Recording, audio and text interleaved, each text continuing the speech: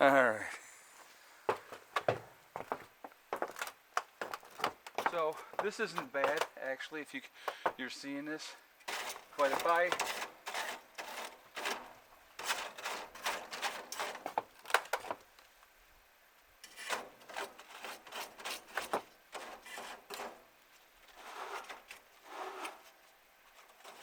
staying on top of this, I'll tell you in a second, hold on.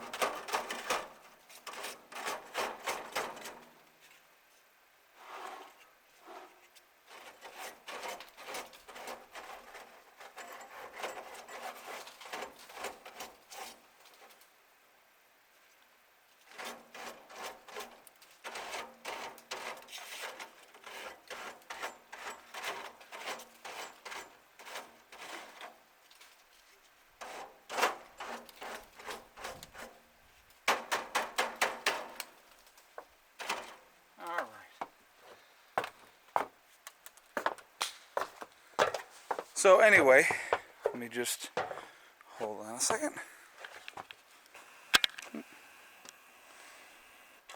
All right.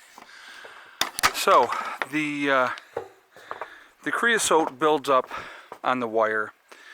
You got to keep that open up. You need that airflow to be flowing. It wasn't horrible. I could have waited, but as you can see, like today, there's no wind. It's not really that cold out. I would rather do this now while the weather's like this to get that squared away, then try to come up here when it's snowing and blowing and it's about 15 degrees. That's not the time that you want to have to do it, because what happens is if you let it build up too much, you're going to get a backdraft in the house and the smoke will start coming in the house, and then you have to come up and do it no matter what the weather is like. And I would rather not have to do it when, you know, waiting to the last minute. You stay on top of these type of things, it makes all the difference in the world. So I am on top of my place, so I'm going to kind of give you an overview from the above ground look. All right, so here's Margie's building, and obviously here's mine right here.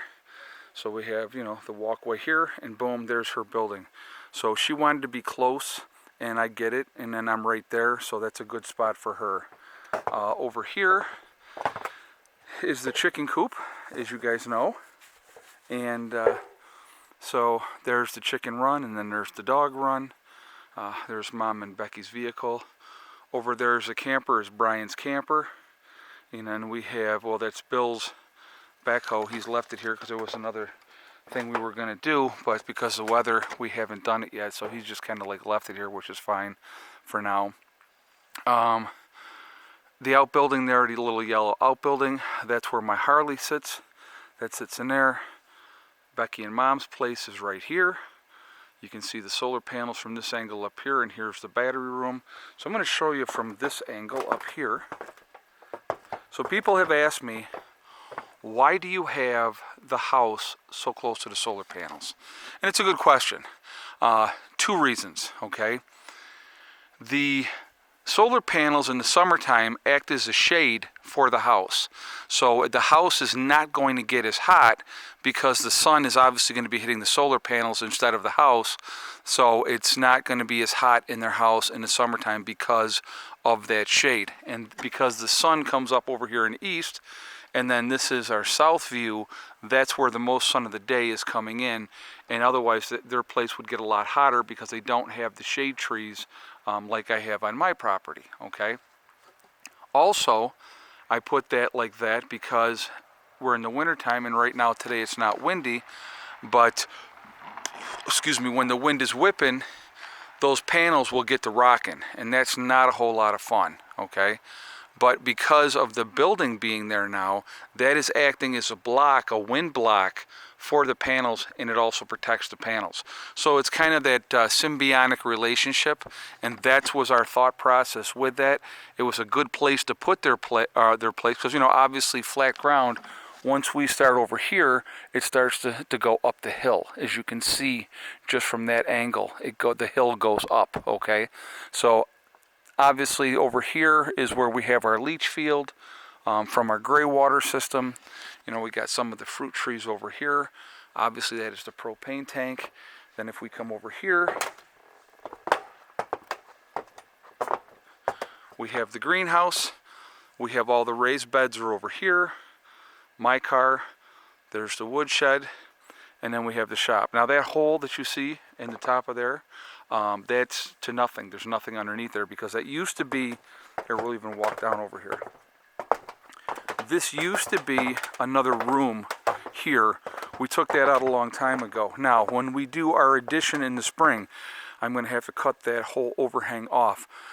The game plan is eventually to re-roof the shop. So what I would do is I would strip everything off, new plywood down, and then I would put a metal roof, like we have the metal roof on everything else here on the homestead, okay, except for where we keep the motorcycle. But so here where my house is, people have said, oh my God, I wouldn't have all these trees around your house. But what they don't understand is all these trees here, they offer fantastic shade in the summertime, just absolutely fantastic shade. And that's the reason why I like having these trees around, because it's going to keep your house cooler. I don't even use air conditioning. Now, could I run an air conditioner? I absolutely could, okay? But I don't have to because of the fact that in the summertime, I'll run a fan in my window. We run a fan in Heather's window, and it just circulates the air enough where it keeps it. The house is cooler anyway because, number one, it's well insulated, okay? And so that's why we do. So you can see the heat coming off the top because I obviously have a fire going as well with that. So anyway, what I'm going to do though as well, just so you guys know, they have the creosote logs that you can burn that is going to help clear out the whole, your flue and your pipe and everything like that. I'm actually going to go today and I'm going to pick up one of those, throw that in there, and that'll help get rid of all that extra crud and crap in there. So I'm going to come down off the ladder, and I want to show you guys something too that I also do here with this when I clean this out.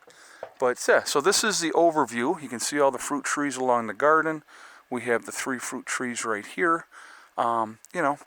It is, so my property, okay, obviously there's the main road. We have, I think it's like 265 feet of road frontage. So I still have a lot of area up there. Right now it's all got trees and logs and all kinds of crap down. We're going to clean that up. We'll have a woodshed put over here for Mom and Becky as well. And there's going to be more raised beds over through this area. Now back in here, obviously this is going to be, this whole area here is going to be where the addition is. I think in this area here, because the addition is going to be 30 feet wide, 40 feet long, okay? I think over here I'm eventually going to put like a little porch in the back here, and I think that would be very, very cool. So that's going to kind of be the game plan for that area. So I can have like a sliding glass door, like I'll have my bedroom here, and then we'll have like Heather's bedroom, however we decide to do it. But we'll have sliding glass doors coming out of both of those rooms that you can come out and be on the porch, and I think that would be really, really neat. Or something, or just a regular door that you can go out, or something like that. Just another way to get out of the house too in case of a fire and those type of things as well. But so yeah, so then my property goes up the hill. I am like 590 feet deep. So if those of you that have asked that I haven't answered this question yet, a lot of you already know, I have 3 acres, okay? So I have 3 acres of land, and so that's where we're at. But it's done a lot of work on this property. Now over there, okay, so the chicken coop is there. So back over here, I own like where the camper is. I still own before, like where you see the white bus. That's the neighbor's property. So just on the other side of that bus is our line that goes through. Like you see that red truck, that's obviously on theirs. So up through here, that's all mine as well. Eventually, back behind the chicken coop, that's where the pond is going to go. It's going to go right there, okay? So kind of wanted to give you guys a different perspective, and being up on top of the roof of the chicken coop, or not of the house, it gives you an idea of what it looks like from above. So it's kind of neat, actually. We've, like I said, we've come a long, long way. A lot of work and stuff like that, and so... Audrey! You see me? Look on top of my house.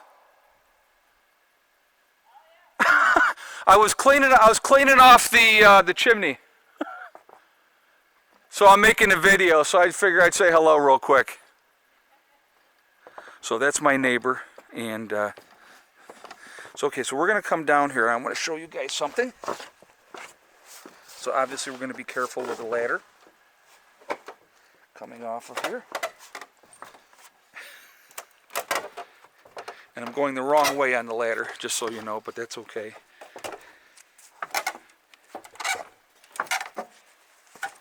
Okay, so one of the other things that I do, so I pull this here, I lift it up, pull it out, and I have underneath here, watch.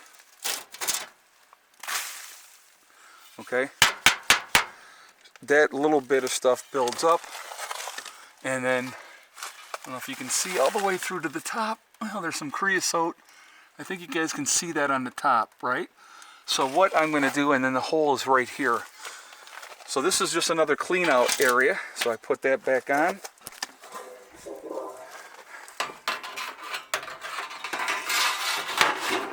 I'll do that. And what I'm going to do, I'll come back later and grab this ladder and put it back away. What I'm going to do is I'm going to get that creosote log, and that'll clean the whole flue out, and that's a really good way to do that, and it gets all of that stuff cleaned out. Now I had already gone over once and cleaned out theirs, but if you can see, you can kind of see from here, it's very, very clear. What they did, they burned a creosote log in there, and I think that opened everything up. But I still wanted to get up on top and clean off mine by hand, because that's how I enjoy doing it. Well, not that I enjoy it, but it's so now you can see mine up here, and that is done. Okay, so so that's what we do. It's one of those little jobs that has to be done. That is kind of like a little bit of a monotonous type of thing, but it's just something that has to be done on a regular basis. You have to stay conscious of it, because I'm going to tell you what, and it's happened to me. 15 degrees outside, snowing, the wind was blowing, and we started getting smoke back up in the house. And I knew instantly, I said, crap, it's the top and it's clogged. And I went and got the ladder, put it up there, went up there, it was in the middle of the night too on top of it. So I'm up there with a flashlight, cleaning that off in the middle of the night, in a snowstorm, with the wind blowing like crazy. That sucks.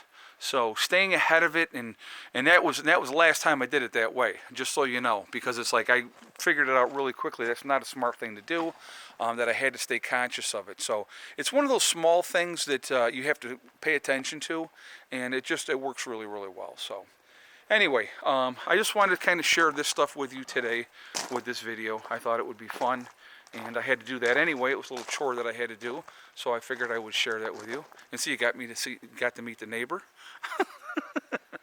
But and she's the closest neighbor. If you see their house, like I said, where the red truck is and where the white bus is, the line is like right past that, not that far past it. That's the property line. In the summertime, you can't see anything because everything is grown up, and the leaves and everything like that, you really don't see it as well. It's only wintertime. But that's not, I mean, you know, having, and that's, like I said, she's there. There's nobody right there on that side. There's nobody behind us, and there's nobody that way. So that is like my one neighbor that I have, and she's a single mom with a young man, you know, a son, and you know, I think he's 5, yeah, because he's in kindergarten. So you know, that's how it is. So anyway, guys, I hope you enjoyed this video. I hope you enjoyed the view from up on top. I just kind of, like I said, I wanted to share that with you, and I do hope you enjoy it. All right, I will talk to you all later. Remember, we are all in this together. We are one race called the human race. That's really important, and I think a lot of people do lose sight of that. Also, remember to hug and kiss the ones you love. Tell them every single day. Tomorrow's not guaranteed. We never know what's going to happen in life. So it's really important that we tell the people that we care about every single day how we feel. Also, remember STD, step, thing, and day. Okay? Again, if you work methodically at your goals, they will happen. The only person that will stop you from reaching those goals is you. Step, thing, and day. It's a really easy thing. One thing at a time, or one step at a time. One step at a time, one thing at a time, and one day at a time. If you work like that, if you have that for your mindset, you'll be amazed what you can get accomplished. All right? Anyway, I will talk to you all later. I hope everybody has a fantastic day. Prepper Nurse 1, out for now.